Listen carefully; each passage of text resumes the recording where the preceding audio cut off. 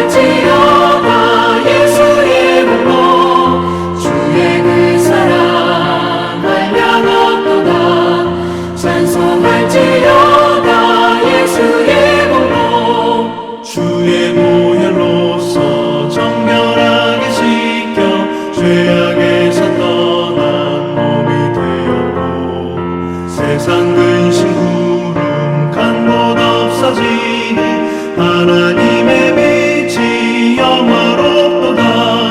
주의 그 사랑 한량없도다.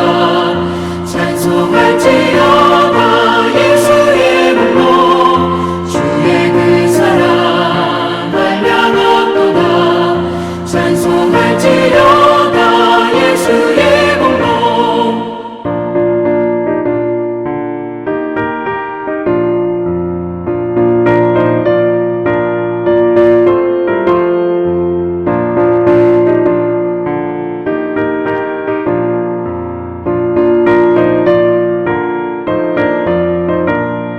죄의 깊은 잠과 뜬 세상의 물을 어서 깨어나라 나의 친구여. 은혜 받은 날과 구원 얻을 때가 지금 온 세상에 선포되었네. 주의 그 사랑 한량없도다. 찬송할지어다 예수의 몸로. 주의 그 사랑 한량없도다. 찬송할지어다 예수의 몸로.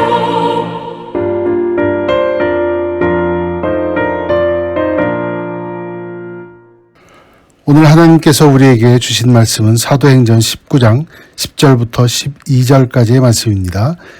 하나님의 말씀 사도행전 19장 10절부터 12절까지의 말씀입니다. 2해 동안 이같이 하니 아시아에 사는 자는 유대인이나 헬라인이나 다 주의 말씀을 듣더라. 하나님이 바울의 손으로 놀라운 능력을 행하게 하시니 심지어 사람들이 바울의 몸에서 손수건이나 앞치마를 가져다가 병든 사람에게 얹으면 그 병이 떠나고 악귀도 나가더라. 아멘. 다 같이 기도하겠습니다. 하나님, 오늘도 말씀 앞으로 나옵니다. 말씀을 통해 우리에게 주시는 하나님의 메시지를 받아들일 수 있는 우리가 될 수 있도록 하시고, 우리 생활 중에 말씀을 적용하고 말씀대로 사는, 깨우친 대로 사는 우리 모두가 될 수 있도록 주님 인도하여 주시옵소서. 감사하고 예수 그리스도의 받들어 기도드립니다.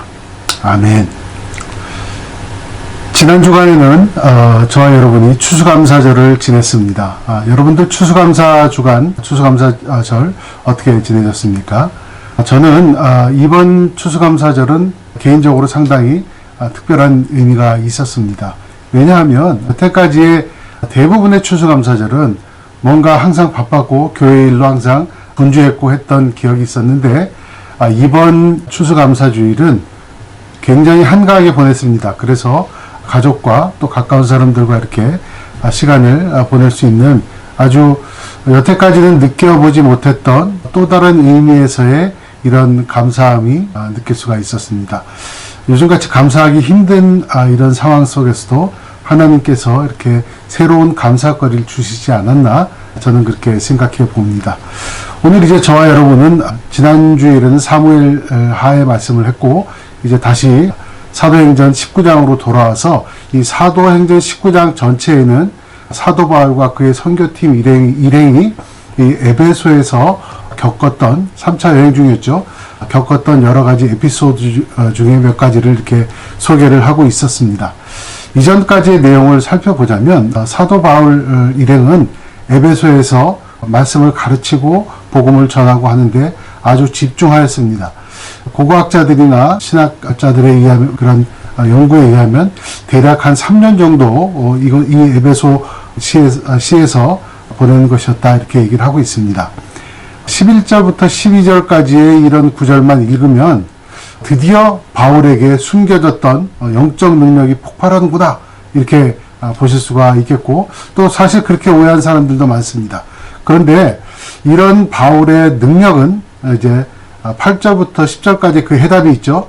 언제든지 어디서든지 또한 주위 사람들로부터 어떤 대접을 받아도 꾸준하게 하나님 말씀을 전하고 복음을 전했다는 것이 바울이 드디어 드러나게 되는 그 능력의 근원이었다는 것을 우리에게 분명히 말씀해 주고 있습니다. 바울은 유대회 땅에서도 유대인들에게 복음을 전할 때에 받아들이지도 않았고 또 많은 사람들이 비방하고 조롱하는 그런 유대인들과 부딪혀서 이렇게 그곳에서 말씀을 전파하고 있었습니다. 마찬가지 두란노 서원에도 그곳에서 말씀을 이제 전했을 때도 에베소라는 이 정말 고대 그리스 철학이 지배하던 그런 그들의 고대 철학에 있었던 그런 사상을 가진 사람들과 이런 논리 싸움을 했어야 되는 것이죠. 그런 싸움들을 감당하면서도 역시 말씀과 복음을 전하고 있었습니다. 우리가 여기서 눈여겨봐야 할 대목이 있다고 생각합니다. 바울은 유대회당이든지 그곳이 또 두란노 서원이든지 형편을 가리지 않고 복음을 꾸준히 전했다는 것입니다. 우리 현대 기독교인들도 이런 예상 못한 그 환경의 변화에 적응해야 된다는 것을 우리에게 알려주고 있죠. 또 하나, 복음을 전할 때 우리는 대체로 또 주로 다음에 좀 형편이 나아지면 하지 혹은 다음 기회에 이런 생각과 판단을 하는 것 같습니다. 이에 반해서 오늘 본문에서 보는 바울의 형편은 점점 더 나아지는 것이 아니라 점점 더 힘들어지고 어려움이 가중되어 가고 있는 것을 우리는 볼 수가 있습니다.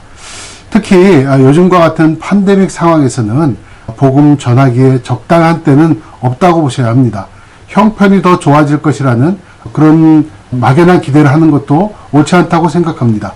그때 우리에게 기회가 주어졌을 때 최선을 다해서 전해야 한다는 것을 오늘의 말씀은 시사를 하고 있습니다. 이런 바울과 그 바울의 선교팀들의 노력이 정말 음란한 신이었던 아르테미스 신을 숭배하는 그런 에베소 사람들에게 그 사람들의 마음속에 드디어 변화를 일으키기 시작한 것이었죠. 그래서 복음을 듣고 믿는 사람들이 여기저기서 생기기 시작합니다.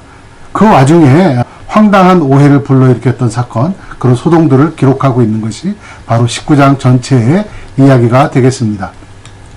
오늘 본문의 11절과 12절을 같이 한번 보도록 하겠습니다. 사도행전 19장 11절부터 12절까지 한번 보겠습니다. 하나님이 바울의 손으로 놀라운 능력을 행하게 하시니 심지어 사람들이 바울의 몸에서 손수건이나 앞치마를 가져다가 병든 사람에게 얹으면 그 병이 떠나고 악기도 나가더라. 아멘. 자, 누가는 지금 사람들의 마음을 정확하게 파악하고 있고 또한 어떤 일이 벌어졌는지를 정확하게 기록을 하고 있습니다. 사람들이 지금 착각하고 있다는 것이죠. 야, 사도 바울이 말도 잘하고 또 능력도 있네. 정말 신기하네. 이러고 사람들이 모였다는 것입니다. 그렇지만 누가는 정확하게 얘기를 합니다. 이것은 바울의 능력이 아니라 하나님께서 바울을 통해서 허락하신 능력이다. 이렇게 지금 기록을 하고 있습니다. 그래도 사람들의 마음은 그때나 지금이나 똑같은 것 같습니다. 뭔가 신기한 능력이 이렇게 능력을 가지고 있는 사람 보면 그 사람들 앞에 모이기 쉽죠. 또 그래서 신기한 능력을 본인이 직접 보고 경험하기를 원하는 것 같습니다. 뭔가 바울만 보면 뭔가 이렇게 기념하고 싶은 것을 소장하는 그런 모습들이 이렇게 나오고 있습니다. 저도 과거에는 어디 여행 가면은 저와 아내는 꼭 그곳에 있는 머그컵을 하나씩 이렇게 구입했던 기억이 납니다. 지금은 그것이 다 어디로 갔는지는 모르겠습니다. 다 버리고 없습니다. 당시 사람들도 바울을 만났다는 것을 넘어서 바울이 뭔가 지니고 있던, 심지어는 손수건이나 앞치마까지 이렇게 가져가서 병든 사람도 고치고 뭐 그랬던 것 같습니다. 그때는 아마 하나님께서 특별하게 그런 신유의 능력을 허락하신 것이 아닌가 이렇게 생각을 합니다. 뭐 그것이 중요한 것이 아니라 오늘 본문의 중요한 것은 바울이 그때도 앞치마를 두르고 있었다는 것이죠. 바울이 왜 그랬을까요? 결혼한 사람도 아니고 뭐 설거지를 한 것도 아니었는데, 그때도 바울은 자신의 생계를 위해서 천막 짓는 일을 계속하고 있었다는 것을 우리에게 가르쳐 줍니다. 그러니까 그 당시의 사람들은 바울이 그 생업의 현장에까지 찾아와서 우리 애 한번 봐주세요. 우리 남편이 지금 집에 누워있는데 뭐라도 좀 주세요. 고칠 수 있도록. 이렇게 자꾸 와서 귀찮다면 좀 그렇습니다만 힘들게 하였다는 것이죠. 그들이 정말 힘들게 이렇게 굴어도 바울은 끝까지 그들을 마다하지 않았다는 얘기가 됐습니다. 손수건도 내주고, 앞치마도 내주고 그랬다는 것이죠. 여러분, 우리는 어떻습니까? 내 생활이 가장 중요합니다. 내 시간이 가장 중요하고, 나의 가진 재산과 돈이 가장 중요합니다. 그래서 남들을 위해서 내 생활, 또 내 시간, 또 나의 가진 재산들을 이렇게 할애하는 그런 희생을 하지 않는 그런 것이 요즘의 사회이고, 요즘의 크리스찬의 모습도 크게 다르지 않다고 생각합니다. 그래서 그런지 요즘의 교회들도 자기 교회만 더 중요합니다. 타인이 다니고 있는 교회는 그렇게 중요하지 않고 배려하지 않는 그런 모습을 볼 수가 있습니다. 무슨 수를 쓰더라도 수평이동을 시켜서라도 우리 교회의 머릿수를 채우는 것을 첫 번째 목표로 삼고 있지요. 이러니까 복음이 힘을 잃게 되는 것입니다. 복음은요, 우리 주위의 환경을 바꾸게 하는 것입니다. 또한 복음은 나를 통해서 주위 사람들을 바꾸는 것입니다. 그런 능력이 있는 것이 복음입니다. 나의 희생을 통해서 나의 주변이 변하고 우리 사회가 변하는 것이 바로 복음의 진정한 의미이기도 합니다. 하나님께서 독생자 예수 그리스도를 희생하심으로 말미암아 그의 사랑을 우리에게 보내었습니다. 예수님도 마찬가지 자기의 목숨을 희생해서 구원의 길을 열어주신 것이죠. 사도 바울도 지금 이 순간에는 자기의 삶을 희생해서 주위 사람들에게 하나라도 복음을 전하기 위해서 노력하는 것을, 그의 생활의 현장에서도 그렇게 하는 것을 우리는 볼 수가 있습니다. 여러분, 이것이 복음의 진수입니다. 이것이 복음의 진수이자 크리스찬이 어떻게 살아야 하는지 그 모범을 보여주는 것이라고 생각을 합니다.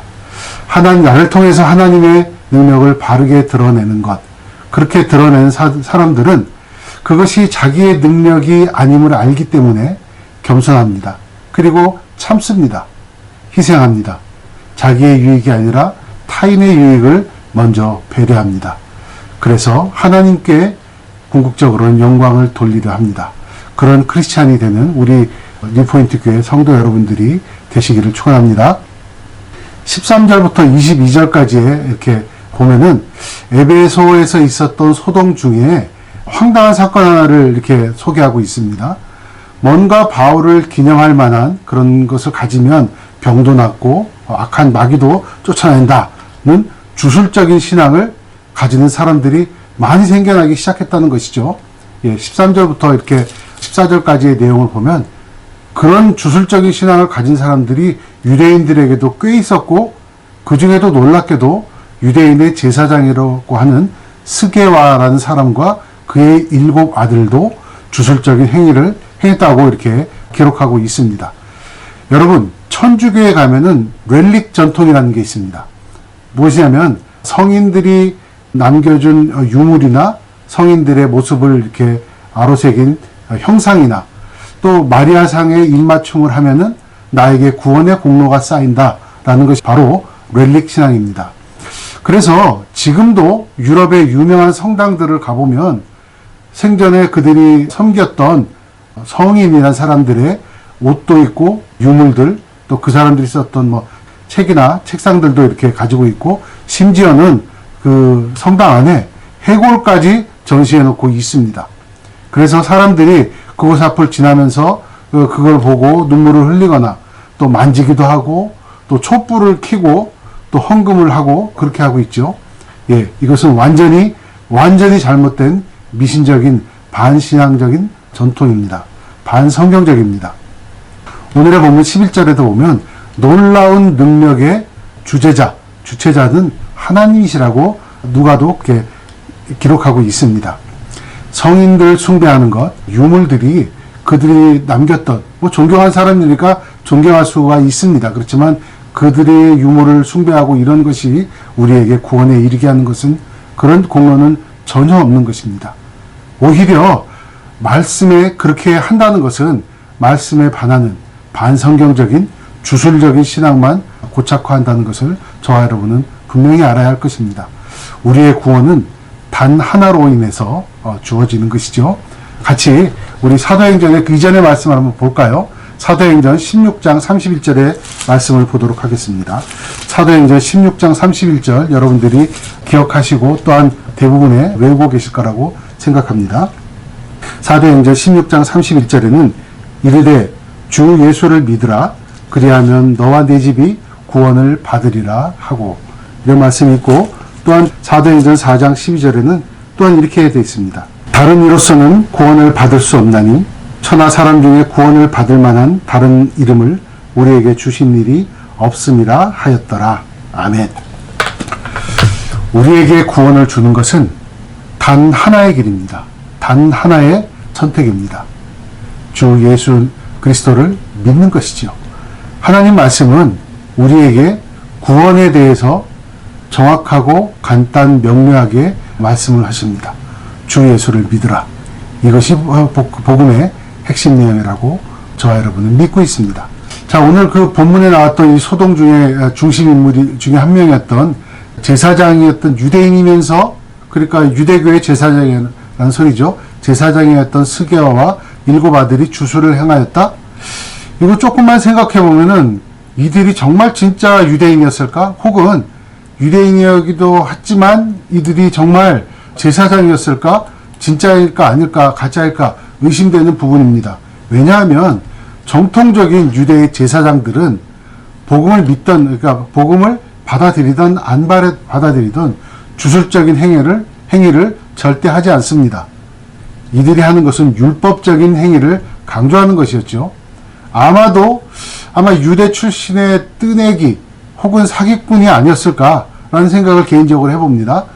바울이 이런 그 말씀으로서도 굉장한 능력을 발휘하고 또 바울을 만난 사람들의 입소문이 퍼지다 보니까 그 바울의 인지도를 이용해서 유사한 일을 내가 하면은 나도 돈을 좀 벌겠구나 하는 목적으로 그런 주술 행위를 했었던 것이 아니었을까, 이렇게 생각해 볼 수가 있겠습니다.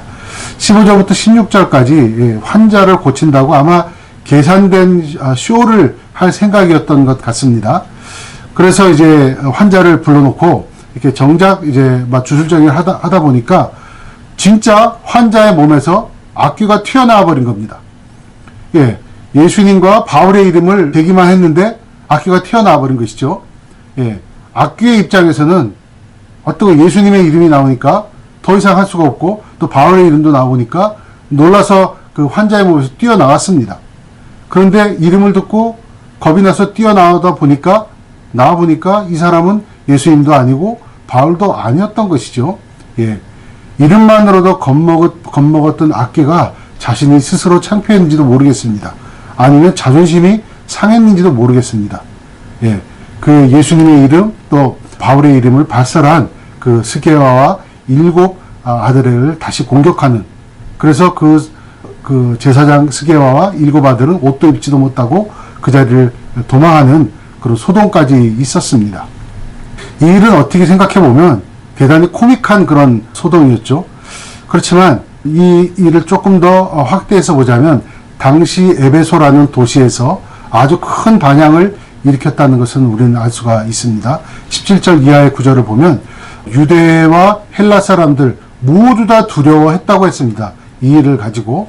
예, 왜냐하면 여태까지는 자신이 별로 신경 쓰지 않았던 영적 세계, 모르던 영적 세계가 있다는 것을 여실히 보여준 사건이었기 때문이죠. 그래서 영적 세계에 대한, 진짜 영적 세계에 대한 경각심을 갖게 됐다는 것이죠. 네.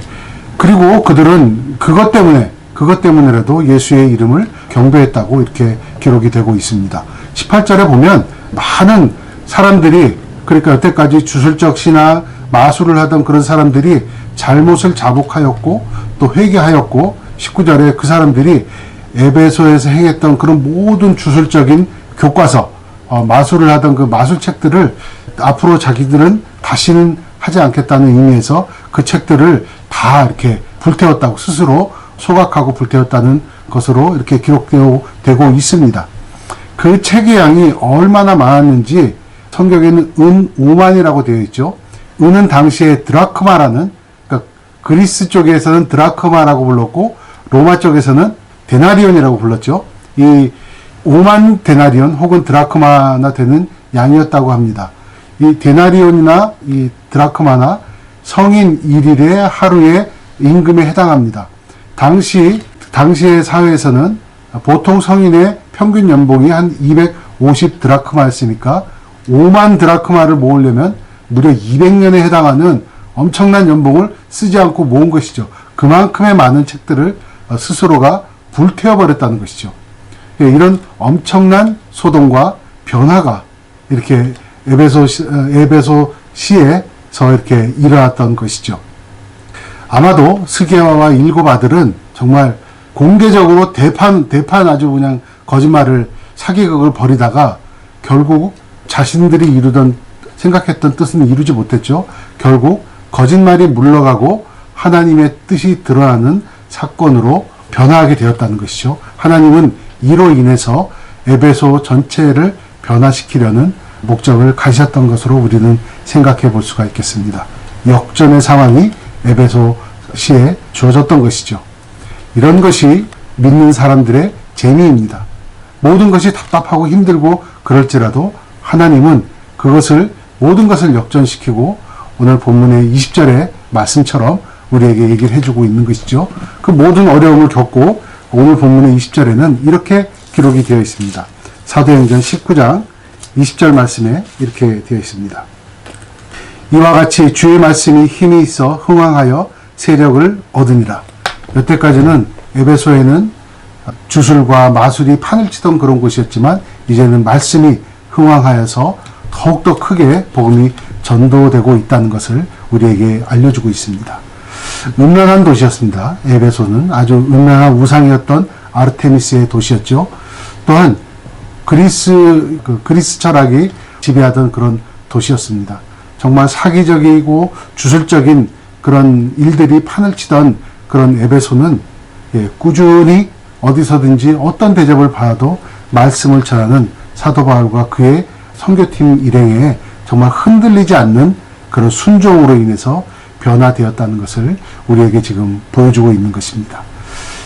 오늘의 일은 현대 크리스찬들에게 시사하는 바가 적지 않다고 생각을 합니다. 요즘과 같은 때에는 꾸준히 복음을 전하기가 정말 힘듭니다. 만날 기회가 없는 것이죠. 정말 크리스찬이지만 하나님 우리에게 주신 상황에 대해서 감사하기도 힘든 그런 요즘입니다. 또한 내가 하나님 나라를 위해서 뭘 하려고 해도 뭐 할 수 있는 것이 극히 제한적인 이런 상황입니다. 하나님, 이 상황에서 우리에게 무엇을 바라십니까? 라고 기도를 우리가 드리고 있는 것이죠. 하나님께서 오늘 본문을 통해서 이렇게 얘기하시는 것 같습니다. 너의 주변 환경으로 인해서 낙담하거나 또한 낙담하여서 너의 입을 닫고 지내지 말아라. 본문에 이렇게 사도 바울처럼 주어진 상황에서 최선을 다해서 복음을 전파하고 말씀을 가르치라. 그렇게 얘기하시는 것 같습니다. 그러면 에베소가 변화되었듯 너희에게 주어진 그 땅과 그 시대도 변화할 것이다. 라고 하나님께서 말씀하시고 있는 것 같습니다. 그러니 우리는 어떤 상황에도 용기를 잃지 않는 것이 중요합니다. 우리의 말씀 전파에 대한 순종, 그 순종의 마음이 이런 어려움과 힘든 상황을 깨치고 나가는 가장 큰 우리의 무기가 되는 용기를 준다는 것을 잊지 않는 저와 여러분이 되시기를 축원합니다. 우리 다 같이 기도하겠습니다. 하나님 감사합니다. 추수감사절을 보내며 우리 개인 한 사람 한 사람마다 감사의 제목을 떠올립니다. 또한 그 감사가 참으로 우리에게 주셨던 그런 모든 축복을 담고 표현하지는 못했어도 하나님 우리에게 꾸준히 말씀해 주시는 말씀 전파, 복음 전파, 또 거기에 대한 절대적인 순종을 요구하는 것을 오늘 본문을 통해서 알려주시니 감사합니다. 우리에게 있어서 용기 잃지 말고 말씀 전할 수 있는 그런 귀한 믿음의 복음을 행할 수 있도록 주님 인도하여 주시옵소서. 감사하고 예수 그리스도를 받들어 기도드립니다. 아멘. 지금은 우리 주 예수 그리스도의 구원의 은혜와 전능하신 하나님 아버지 무한지극 영원하신 사랑하심과 성령 하나님 우리 삶 속에 내주하시고 감동감화 역사하시는 그 깊은 사랑의 역사가 우리 뉴포인트 교회 성도들과 저들의 가정과 일터 위에 지금부터 영원토록 함께 하시기를 축원하나이다. 아멘. 내가 걸어온 길 길고도 짧은 길 내 힘으로 걸어온 줄 알았는데 여기까지 온 것도 주가 동행함이라 주님 나와 동행하심이라 때론 험한 길에서 폭풍우를 만나고 때론 가시밭길에서 고난을 당하나 주님 동행하시니 나는 두려움 없네 주님 나와 동행하심이라 할렐루야 주 동행하시네 할렐루야 주 동행하시네 험한 골짜기도 나 두려워